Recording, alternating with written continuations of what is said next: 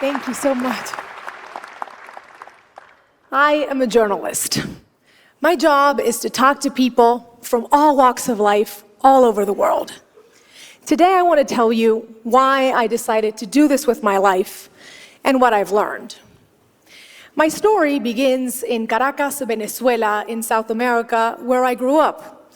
A place that to me was and always will be filled with magic and wonder. From a very young age, my parents wanted me to have a wider view of the world. I remember one time when I was around 7 years old, my dad came up to me and said, "Mariana, I'm going to send you and your little sister, who was 6 at the time, to a place where nobody speaks Spanish. I want you to experience different cultures." He went on and on about the benefits of spending an entire summer in this summer camp in the United States, stressing a little phrase that I didn't pay too much attention to at the time: you never know what the future holds. Meanwhile, in my 7-year-old mind, I was thinking we were going to get to summer camp in Miami. Maybe it was going to be even better, and we were going to go a little further north to Orlando, where Mickey Mouse lived. I got really excited. My dad, however, had a slightly different plan.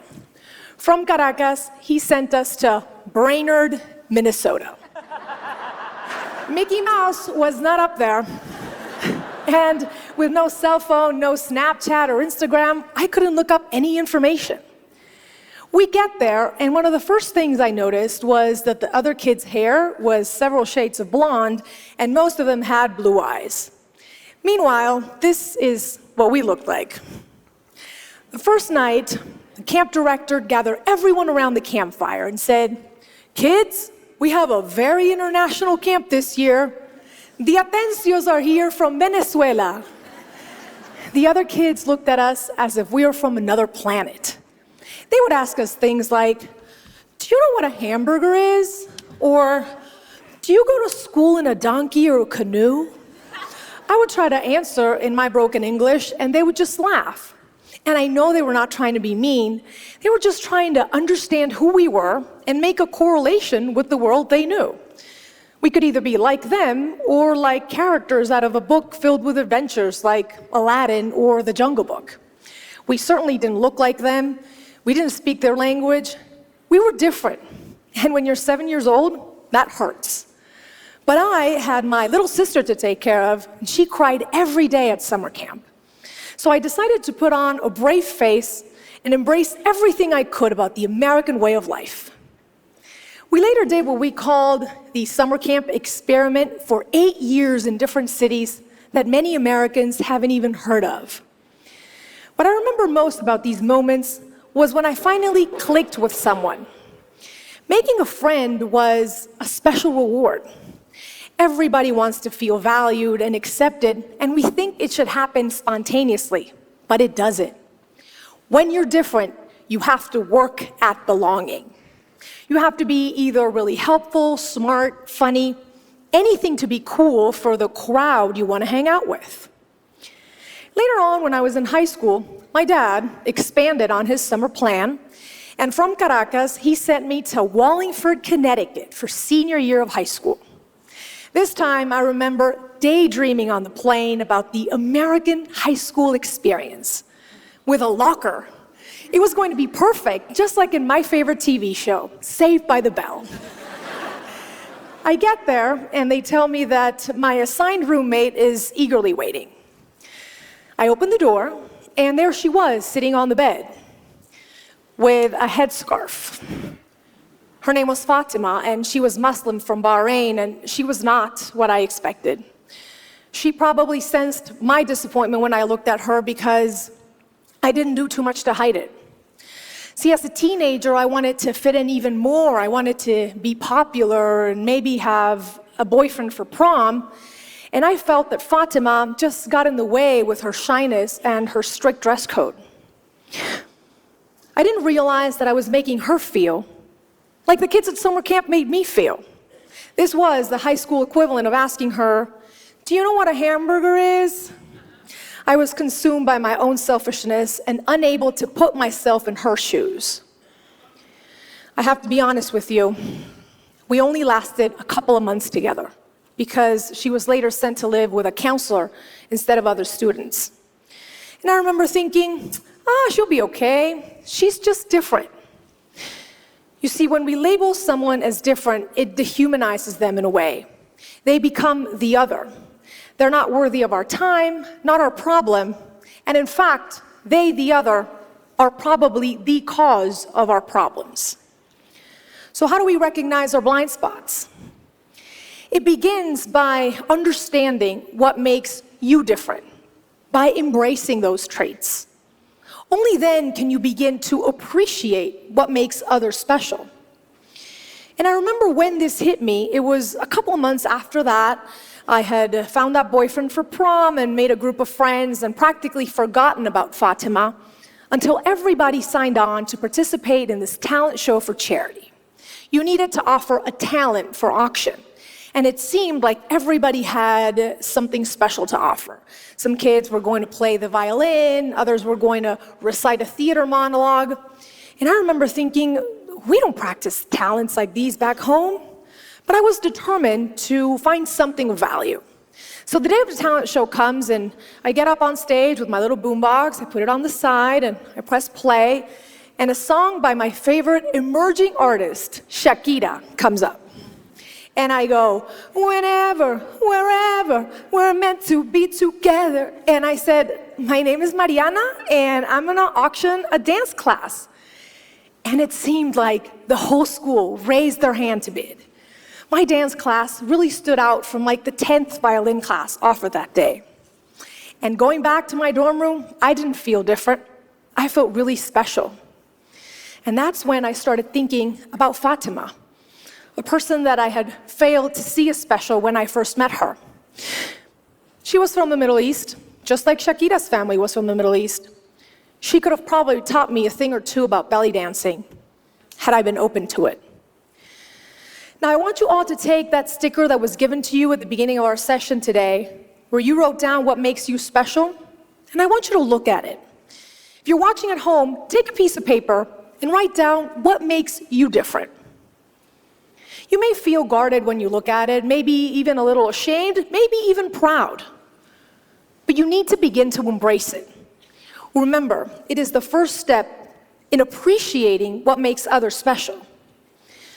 When I went back home to Venezuela, I began to understand how these experiences were changing me.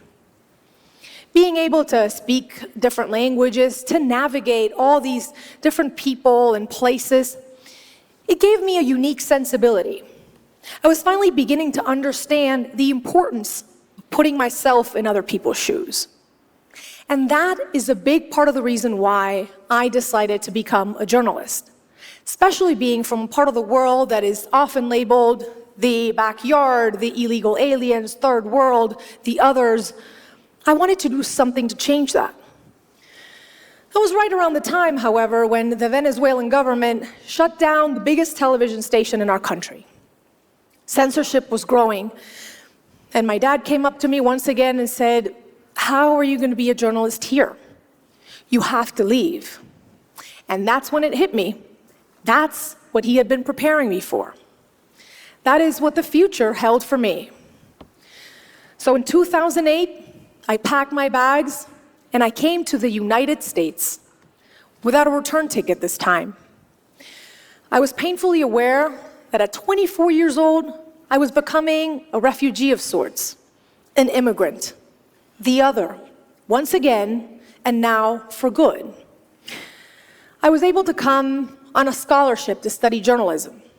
And I remember when they gave me my first assignment to cover the historic election of President Barack Obama. And I felt so lucky, so hopeful.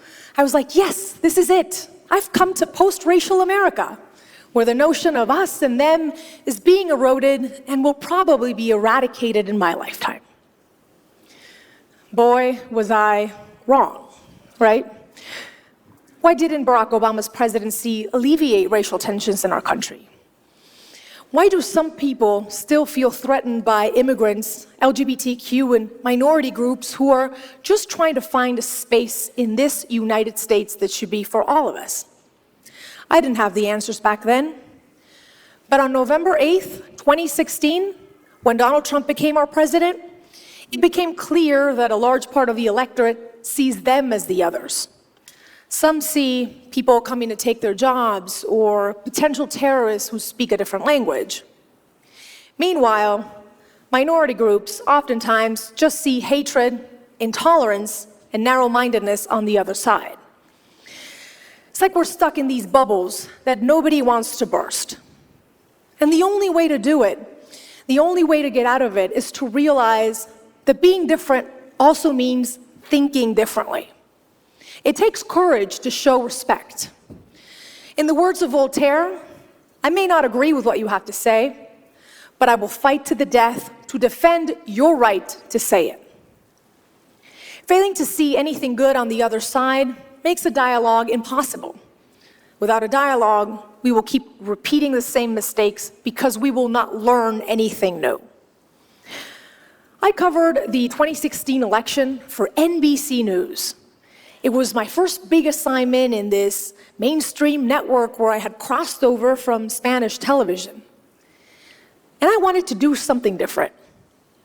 I watched election results with undocumented families. Few thought of sharing that moment with people who weren't citizens, but actually stood the most to lose that night. When it became apparent that Donald Trump was winning, this 8-year-old girl named Angelina rushed up to me in tears. She sobbed as she asked me if her mom was going to be deported now. I hugged her back and I said it's going to be okay.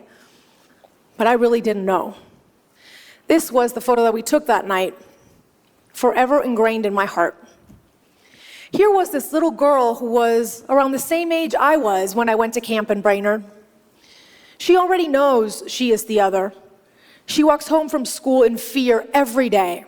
Her mom can be taken away. So how do we put ourselves in Angelina's shoes?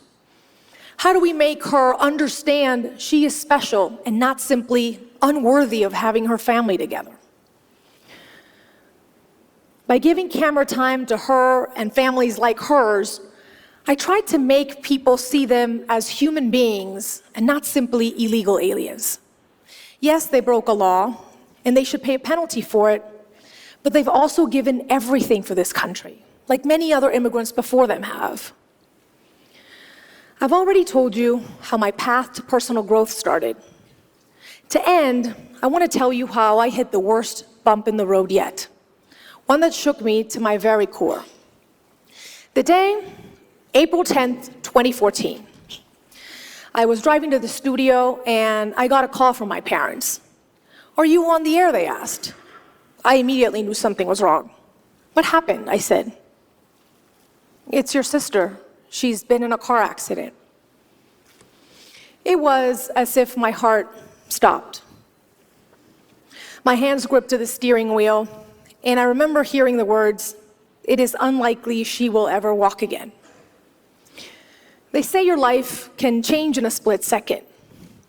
Mine did at that moment. My sister went from being my successful other half, only a year apart in age, to not being able to move her legs, sit up, or get dressed by herself. And this wasn't like summer camp where I could magically make it better. This was terrifying. Throughout the course of 2 years, my sister underwent 15 surgeries, and she spent most of that time in a wheelchair. But that wasn't even the worst of it. The worst was something so painful, it's hard to put into words even now.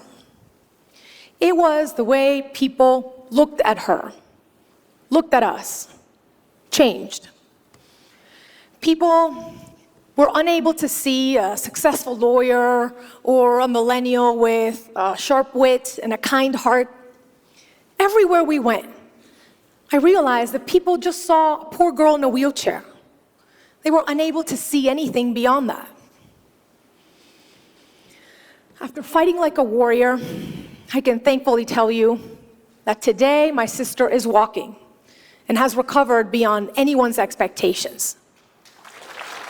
Thank you. But during that traumatic ordeal, I learned there are differences that simply suck, and it's hard to find positive in them. My sister's not better off because of what happened. But she taught me you can't let those differences define you. Being able to reimagine yourself beyond what other people see, that is the toughest task of all, but it's also the most beautiful. You see, we all come to this world in a body. People with physical or neurological difficulties, environmentally impacted communities, immigrants, boys, girls, boys who want to dress as girls, girls with veils, women who've been sexually assaulted, athletes who bend their knee as a sign of protest, black, white, Asian, Native American, my sister, you or me. We all want what everyone wants, to dream and to achieve. But sometimes society tells us, and we tell ourselves, we don't fit the mold. Well, if you look at my story, from being born somewhere different, to belly dancing in high school, to telling stories you wouldn't normally see on TV, what makes me different is what has made me stand out and be successful. I have traveled the world and talked to people from all walks of life. And you know what I've learned? The single thing every one of us has in common is being human. So take a stand to defend your race, the human race. Let's appeal to it. Let's be humanists before and after everything else. To end, I want you to take that sticker, that piece of paper where you wrote down what makes you different, and I want you to celebrate it today and every day. Shout it from the rooftops. I also encourage you to be curious and ask, what is on other people's pieces of paper? What makes them different? Let's celebrate those imperfections that make us special. I hope that it teaches you that nobody has a claim on the word normal. We are all different. We are all quirky and unique, and that is what makes us wonderfully human. Thank you so much.